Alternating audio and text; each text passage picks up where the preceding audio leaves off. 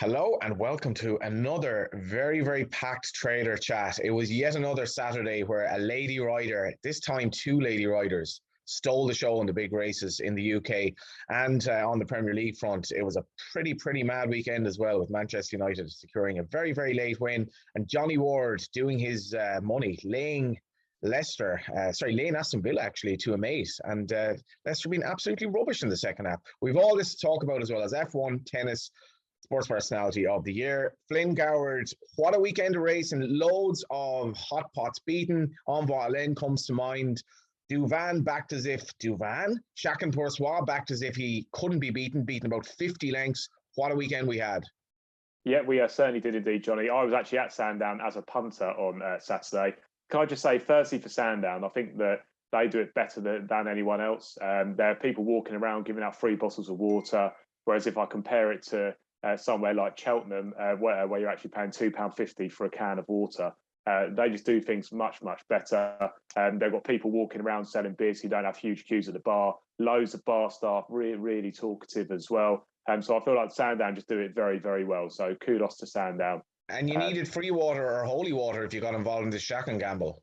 Yeah, certainly. So Tingle Creek, Chacun was the only loser in the book for us here at Star Sports. Was really well backed all day. As you know, when you go racing, Johnny, you're not kind of keeping it up and up to speed with all of the prices. So when I turned around and saw like 4 to 7 Chacun at one stage, just thinking, bloody hell, this has been. I was the same. So, like, I work on football on a football show 3 to 5 on Saturdays. So I didn't see the SP until after the race, and I remember him being like, I think he was 11 to 8 the last I looked. We'll say a couple of days before, and then I was busy doing other stuff or whatever. Saw the SP, couldn't Adam and Eve it. Yeah, it was absolutely ridiculous, SP. Again, all in hindsight, but was backed as if defeat was out of question. I would imagine the ground came into it. It was very tacky at Sandown. We actually walked across the track to get in, and you could tell that it was really tacky. So well backed into 4-7 at one stage, went off 8 to 13. Greanteen was absolutely friendless. In the anti-post markets 12 to 1. Exactly, yeah. In the anti-post markets beforehand, when you had the possibility of getting free places, obviously that naturally shortens the prices because of the place edge. Was around 3 to 1 in the anti-post markets when there was only going to be 2 places on offer. Was around 7 to 1 on the morning, out to 12 to 1. Nobody could be with Greanteen. It looks so obvious in hindsight. Sandown specialist, and I think in hindsight with Sandown, I think it is a specialist track. When you do see some of the horses go back to Sandown, they really like the test with the railway fences and the stiff finish. And if you actually look, if you were looking as the horses and jockeys look from the last fence, it's such an open space. When we walked over the track to get home, when you look, there's not like a rail. Or it's anything. Massive. Yeah, it's absolutely huge. So it must be a specialist track, and that was in the favour of Greanteen, who ran a fantastic race, managed to get the job done with Captain Gillis and Hitman also up there. So the well fancy ones were well beaten. And we also had a perler in the novices race, and obviously the Jolly going mad short down the back straight, which is one of these things where I think you have a horse going off hard, he's gotten everything in trouble, but like Sandown takes some getting home, and I don't know, was it the 4th last, maybe the 3rd last, you knew if you were on him you were in trouble. Yeah, exactly. Kind of went off lickety split. Just I don't really know what Harry Skelton was thinking. I know he gets a lot of stick from people going off earlier, but he normally sends them on from the 2nd or 3rd last rather than a long way out. He obviously sent him on a long way out and was never going to get home. 3rd time lucky and stolen silver were the losers going into the race. Edwardstone was a small winner in the book and was well backed on course. If you listen to the cheers, there were cheers all around me for Edwardstone. Just going back to the Tingle Creek very quickly, just give you some marking movers for Cheltenham. Chacun out to 10 to 1 from 11 to 2 for the Queen Mother Champion Chase. Nube Negra's out to 10 to 1. 10 to 1. 10 to 1 for Chacun. That is absolutely bonkers. Yeah, there you go. He was odds on in the race last year. They rode him wrong. He's going to get his grounds. He was amazing at Punchestown, 10 to 1, and he's 100% not going to run any other race. No, it has to go there. You'd think that they might prioritise the kind of Irish side of things, but again, that's afterwards with Punchestown, and then you've got the Dublin Race Festival before. But the form from horses going to the Dublin Race Festival, then going to Cheltenham last year was very good. So you wouldn't think that would be a negative for him. Nube Negra's out to 14 to 1. I thought that was more interesting. You think how well Nube Negra won last year. I think he's probably a top of the ground horse. So I think 14 to 1 for Nube Negra could be pretty fair. But you are pulling faces, Johnny, while I say that. You are muted. I think either of those each way is fine because, again, they're speed horses. There's absolutely no chance they're going to run in any other race. Nube Negra obviously has the form going in the book of running so well in the race. Chacun was ridden wrongly in the race last year. He was, don't ignore the market move here. They obviously were very, very happy with him. It wasn't his true running. And obviously you have a freak to take on in Chacun. But at the same time, I could easily see both of them run a serious race. There's no way Chacun is off 10-1 in the Champion Chase. Not a hope. No, I guess you have got the thing of him actually getting there. He has been a fragile horse in the past, and then he's picked up an injury here. So that's something that you need to take into account for Chacun. I think the story of today was Bryony being on a big winner on Greanteen after. Well, this is it. And like, if you have your betting shop punters, like, and you're playing this at 12-1, you imagine there's a lot of fivers and tenors going on. Bryony, she's not everyone's cup of tea. I think some people think she's almost like too hyper after race. I think she's amazing for racing, and it was just the fact that her and Bridget Andrews basically winning almost the two big races across the cards, and you ally that to Bryony at Down Royal and Rachel Blackmore winning on at Plutard. This is brilliant for racing, and I know it has been a pretty questionable week for racing. People might have their own views on what's going on, but this is amazing for racing. You can't buy this PR. No, exactly. And to be honest with Bryony, I do think that she's pretty harmless. I know that she can be a bit over. You can't call anyone harmless. It's the worst description of anyone you can ever come up with. No, but I don't mean that in a negative way. I'm not calling her bland or anything like that, because anything, she's the complete opposite. But what I'm trying to say is that I can't. If you're begrudging Bryony Frost, then you really are a very pessimistic person, I think, or I agree. A very negatively viewed person. So I thought it was fantastic her getting a job done. It shows real kind of mettle from her as well after the week that she obviously went through with the whole case that's going on at the moment. Don't want to get too bogged down by that. Do have some Arkle prices for you after the Henry VIII Novice Chase. Edwardstone's now third in there at 9-1. We'll get on to Fernie Hollow a little bit later. He's in there at 4-1 when we talk about the Irish card. I just want to spin through the rest of Sandown just really quickly. In the opening race, My Tai was by far the biggest loser in the opener for Harry Fry. We struggled to lay the eventual winner, Constitution Hill, who absolutely bolted in. Being on the track, I thought I saw an absolute superstar there. And the only thing about the race, and you look at the distances, 14 lengths, 17 lengths, 15 lengths, and you do wonder, can I believe this? I think it's more the manner he did it. It's not how far he won by. It was more the fact he was absolutely motoring through the line. He looked like a proper horse. And when you're on a race course and you think, God, we've seen one there. And I think that we did see a proper horse. And he's now 4-1 second in for the Supreme. Behind John Bond in there at 3-1. It's amazing. The two horses who are basically disputing favourite in the Supreme are British trained. What's happening? I know, about bloody time. Dysart Dynamo's in there at 8-1 was a mover from winning at the weekend. Kilcruit's out to 10-1. We'll get on to Kilcruit in a minute, but that's why the shape of that race has changed. And yet again, that there could be an angle there, because you have to forget he was sent off 14s on. I mean, I was going through the race who backs a horse at 14s on that has to jump 8 hurdles he's never jumped before? And then you see him coming in, and you're like, we will get to that, but it's a different mindset. Maybe you can think you can trade and you can make a small profit, but again, he's not a horse I'm ruled out for Cheltenham whatsoever.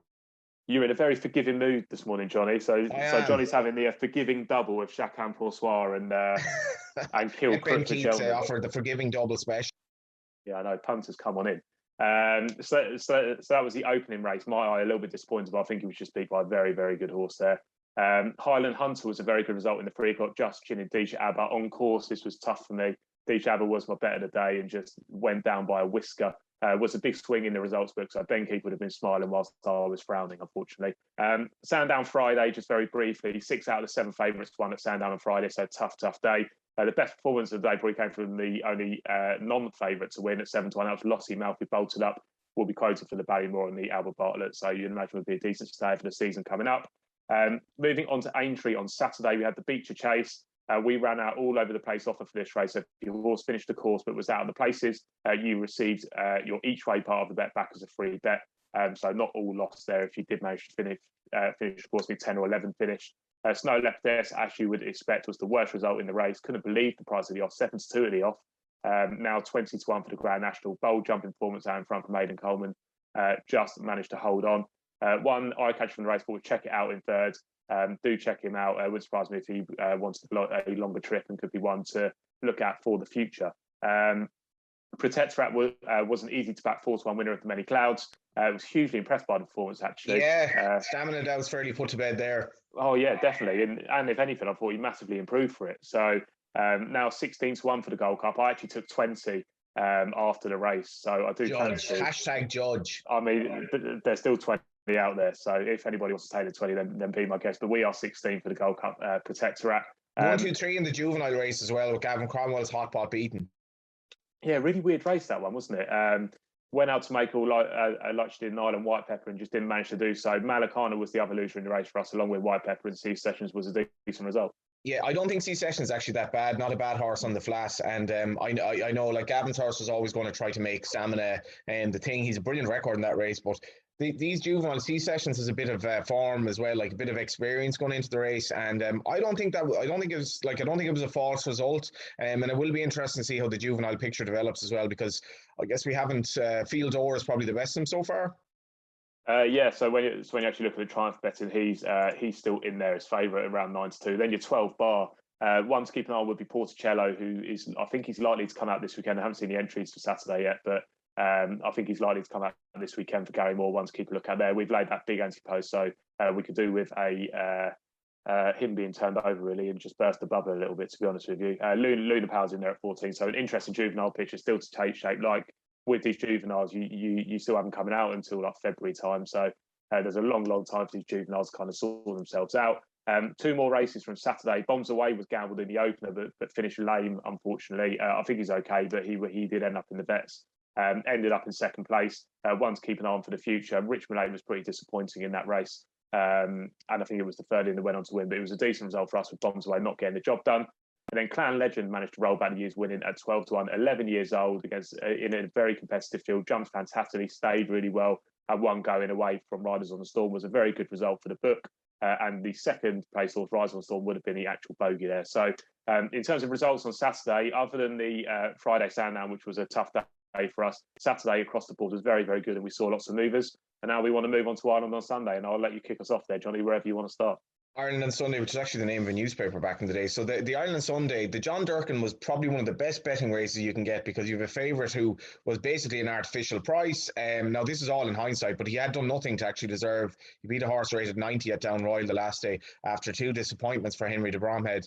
The problem for me was looking at the race. I started looking at alternatives and I started running the ground. Asterion Forlange I thought was probably overpriced. Alaho, I think he's probably just better going the other way. He doesn't have a great record at Punchestown. You could actually have made a case for Mellon at a big price. You could make a case obviously for Fakir Dudares. The race itself was a little bit of an odd race, but I think we're going to have to say, Flynn, the Envoi bubble has probably burst. Is it Henry? Is it Henry? Can we actually suggest that King Henry is capable of a regression in a horse's form at the track?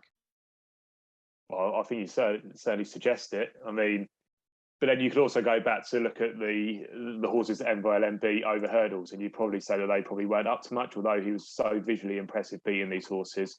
I know he beat Abracadabras, but Abracadabras wouldn't be a world beater now. And he only beat Darva Star as well in that race. It's kind of like a relationship that, like, where this beautiful man and beautiful woman, they basically hook up and like it should be amazing, but for some reason they need to go to counselling and they need to say, like, what's going on here? Why isn't it working in the bed, or why isn't this clicking? And Envoi Lane probably he's hiding something. He's hiding something and he has to reveal what it is.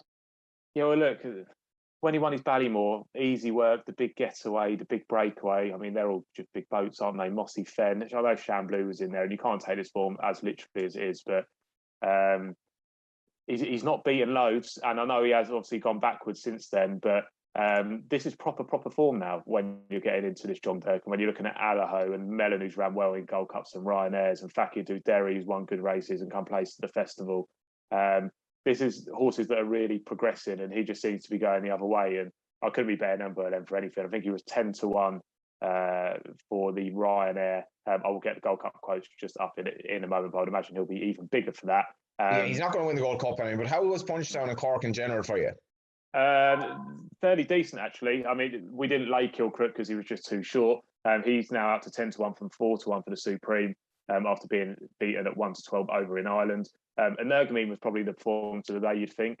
One of the other horses, I think Nube went with him and couldn't go to gallop. If ever there were a sign, like that race was absolutely fascinating, because anything that went either with him or after him just ended up blowing up.